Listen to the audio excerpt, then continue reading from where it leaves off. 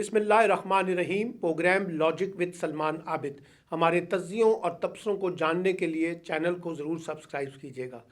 आज हम गुफ्तगू करेंगे पाकिस्तानी सियासत और चंद बड़ों के अहम फैसलों के बारे में। इस वक्त हुकूमत के अंदर जो चंद बड़े हैं वो सर जोड़कर बैठ गए हैं। उसमें हुकूमत भी शामिल है, उसमें इस्टेब्लिशमेंट भी शामिल है, और तय ये हुआ है कि हमें मौजूदा सियासी सूरत हाल से कैसे निमटना है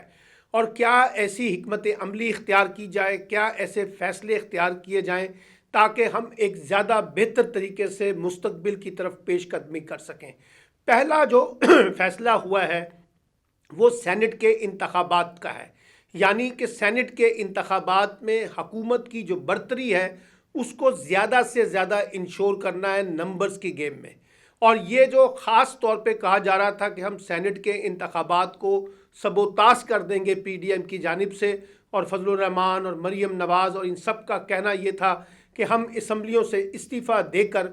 इंतखाबी अमल को मशकूक बना देंगे, इंतखाबी अमल में अल्तवा पैदा देंगे। उससे निमटने के लिए ये फ़ैसला हुआ है कि हर सूरत में हमें सेनेट के इंतखाबात अपने टाइम यानी 11 फरवरी से 11 मार्च के दरमियान करवाने का फ़ैसला किया जा रहा है। और सेनेट के इंतखाबात में इस अंदाज से हिकमत अमली इख्तियार की जाएगी कि ना सिर्फ इसमें हुकूमत के अपने लोग हुकूमत को वोट डालें, बल्कि अपोजिशन जमातों से भी वोट निकालने की कोशिश की जाएगी। और अगर ये इंतखाब पुराने तरीक़ाकार के तहत होता है, यानी खुफिया राय शुमारी के तहत, तो जिस तरह से माजी में होता रहा है उसी तरह का एक खेल अब भी सजाया जाएगा, जहां बहुत से हुकूमती अरकान जो अपोजिशन के अरकान जो है वो हुकूमत के हक़ में फ़ैसला दे रहे होंगे। तो सेनेट के इंतखाबात को इस वक्त इसलिए कलीदी हैसियत हासिल है क्योंकि हुकूमत ये समझती है कि सेनेट के इंतखाबात के बाद जब हमें बरतरी मिल जाएगी तो हम अपनी मर्ज़ी और मंशा के मुताबिक कानून साजी कर सकेंगे। दूसरा फ़ैसला ये हुआ है कि अपोजिशन को और दीगर लोगों को दबाने के लिए और दीगर लोगों को कैफ़रे किरदार पे पहुँचाने के लिए एहतसाब के शिकंजे को मजबूत अंदाज से जकड़ा जाए। हुकूमत की मजबूरी ये थी कि जो नैब के कवानीन हैं वो उसके राह में रुकावट बन रहे थे। अब फैसला ये किया गया है कि सेनेट में बरतरी के बाद अपनी मर्ज़ी और मंशा के मुताबिक नैब ऑर्डिनेंस के अंदर तरामीम की जाएंगी, और उस तरामीम के बाद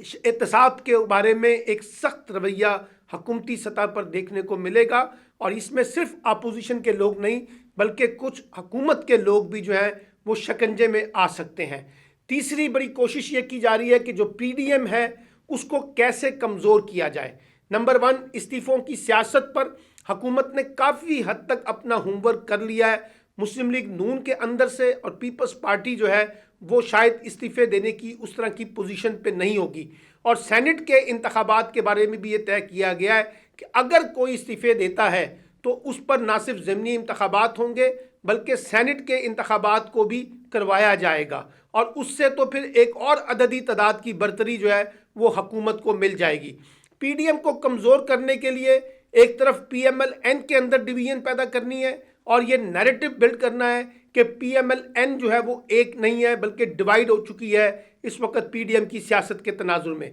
दूसरी तरफ पीपल्स पार्टी के बारे में ये नैरेटिव बिल्ड करना है कि पीपल्स पार्टी इस्तीफ़ों की सियासत के साथ नहीं है, वो पार्लियामेंट के अंदर और पार्लियामेंट के बाहर अपनी जद्दोजहद जारी रखेगी। तीसरी स्ट्रेटजी, मौलाना फजलुर रहमान को भी पीडीएम से कमज़ोर करने की कोशिश की जा रही है। कल 3 लोगों ने, यानी मौलाना शरानी ने, मौलाना गुल नसीब ने और हाफिज़ हुसैन अहमद ने फजलुर रहमान के ख़िलाफ़ जो प्रेस कॉन्फ्रेंस की है वो इस बात का अंदिया है कि आने वाले दिनों में जेयूआई के अंदर भी टूट फूट नजर आएगी। यानी तीनों बड़ी जमातें पीपल्स पार्टी, पीएमएल-एन और जेयूआई के अंदर तकसीम पैदा की जाए, और इनमें से बहुत से अरकान जो हैं अगर वो फॉरवर्ड ब्लॉक की सूरत में हुकूमत की हमायत करने का फ़ैसला करेंगे तो हुकूमत उनके साथ खड़ी होगी। ये फ़ैसला भी हुआ है। फिर उसके बाद एक और चीज़ ये हुई है कि किस तरीके से जो इदारों के ख़िलाफ़ तनकीद हो रही है उसका जवाब देने के लिए एक पॉलिटिकल नैरेटिव कैसे बिल्ड किया जाए। उसके लिए हुक्मरान जमात तहरीक इंसाफ,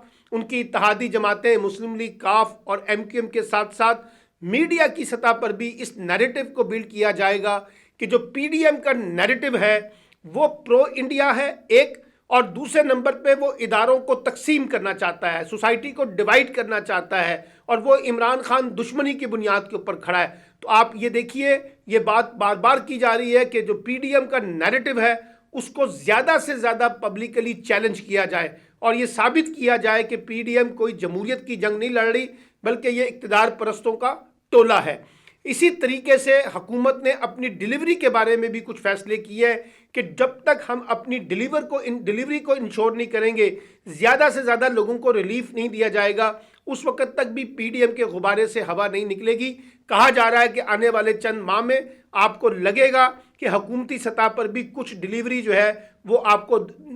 نظر آئے گی، لوگوں کو ریلیف ملے گا بہت سے معاملات پہ۔ یہ اسٹریٹجی فیصلہ کیا گیا ہے اور اسی بنیاد کے اوپر جو میں نے احتساب کی بات کی ہے، جو مولانا فضل الرحمان کو نوٹس ملا ہے، جو سوالات ان کے سامنے رکھے گئے ہیں وہ بڑے امپورٹنٹ سوالات ہیں اور اس پہ مولانا خاصے دباؤ میں نظر آتے ہیں۔ اب یہ کہا جا رہا ہے کہ وہ گھراؤ کریں گے نیب کا، مشکل بات لگتی ہے، ٹکراؤ کی سیاست لگتی ہے۔ اسی طریقے سے شہباز شریف،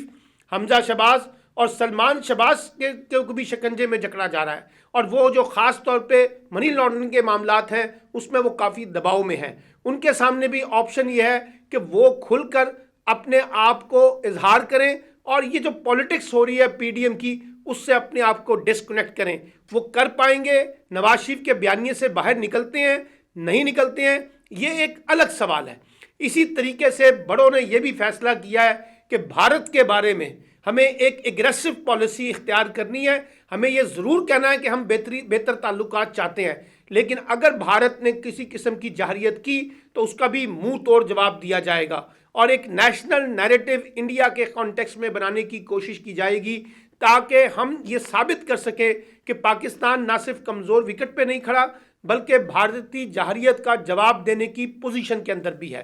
اسی طریقے سے نواز شریف صاحب کے بارے میں، مریم نواز کے بارے میں اور فضل الرحمان کے بارے میں ایک سخت پالیسی جو ہے وہ اختیار کی جا رہی ہے اور کوشش کی جائے گی کہ جس قسم کا نیریٹو وہ اداروں کے خلاف، افراد کے خلاف استعمال کر رہے ہیں اس کے مقابلے میں ایک کاؤنٹر نیریٹو جو ہے نا وہ ریبلڈ کیا جائے اور کوشش یہ کی جا رہی ہے کہ ان کے اندر کے جو باہمی تضادات ہیں اس کو زیادہ سے زیادہ میڈیا پہ اچھالا جائے، کیونکہ پی ڈی ایم کے بارے میں حکومت کا خیال یہ ہے کہ یہ اتحاد تو بن گیا ہے، یہ حکومت بھی گرانا چاہتا ہے، ایک پلیٹ فارم پہ بھی ہمیں نظر آتا ہے، لیکن سب کی جو سیاست ہے وہ مختلف نوعیت کی سیاست ہے اور لوگ مختلف نوعیت کی سیاست میں گھرے ہوئے نظر آتے ہیں۔ ایک دوسرے سے ٹکراؤ بھی نہیں چاہتے لیکن ایک دوسرے کے ساتھ مل کر بھی اس طرح سے آگے بڑھنا نہیں چاہتے ہیں۔ اور پھر آپ دیکھیے گا پیپلز پارٹی کے اندر بھی جو آصف علی زرداری ہیں وہ بہت میٹر کر رہے ہیں۔ یہ جو ملاقات ہوئی ہے بلاول بھٹو کی اور شہباز شریف کی،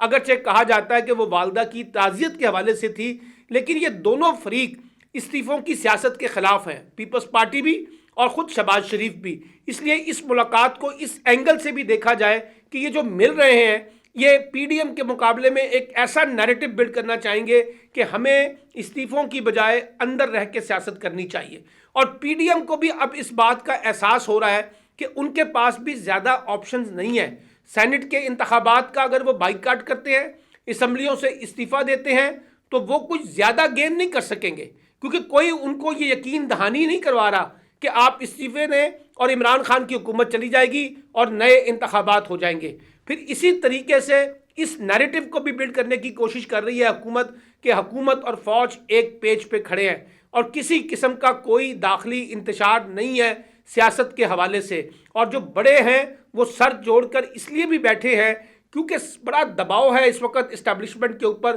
جس قسم کا لب و لہجہ مریم نے، نواز شریف نے اور فضل الرحمان نے اختیار کیا ہوا ہے اس کا بھی ایک شدید رد عمل پایا جاتا ہے۔ خود عمران خان نے یہ اعتراف کیا ہے کہ فوج کے اندر جنرل باجوہ صاحب کے